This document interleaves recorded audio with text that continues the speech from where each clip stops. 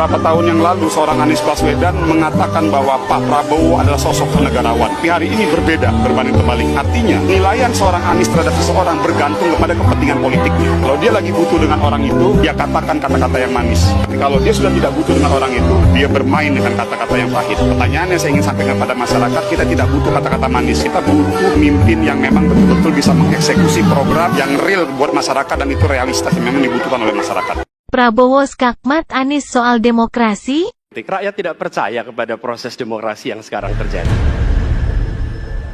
Mas Anies. Saya berpendapat Mas Anies ini agak berlebihan.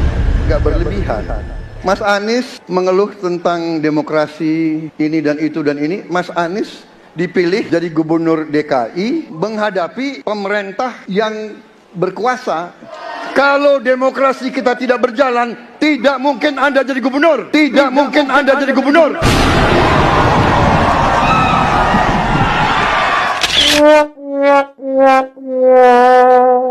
Jokowi ini sekarang dia menjadi super grandmaster. Jokowi nggak mau bikin ini partai besar kumpul berhadapan dengan dia. Dia nggak mau 1 lawan 9, itu namanya dikeroyok. Dia nggak mau 9 lawan 1. Dia bikin 1-1 one on one. Gitu. Jadi dia main dengan si A, simultan ya, satu papan catur sendiri, dengan si B satu papan catur sendiri, pindah-pindah. Kenapa Pak Jokowi sampai hari ini saya nobatkan sebagai politisi terhebat ya pasca reformasi? Karena beliau penulis skenario, beliau sutradara, beliau aktor, bahkan director of photography. Jadi ini udah lengkap. Yang lain itu penulis skenario sendiri. Nah gitu kan.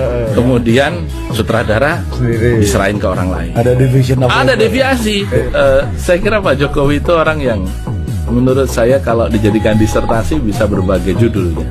Karena beliau multiple skenario, multiple goal ini. Dan di samping menobatkan Pak Jokowi sebagai presiden atau pemain politik paling hebat setelah reformasi, saya juga menobatkan Pak Jokowi itu sebagai presiden paling eksperimentalis.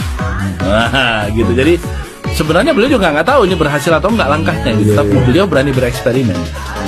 Kalau kita ikut permainan di tubir jurang ini, salah-salah kita yang kecemplung. Ini yang kecemplung banyak sekali. Kalau kata Prof. Ege kan sambil siul-siul. Pak Jokowi tanpa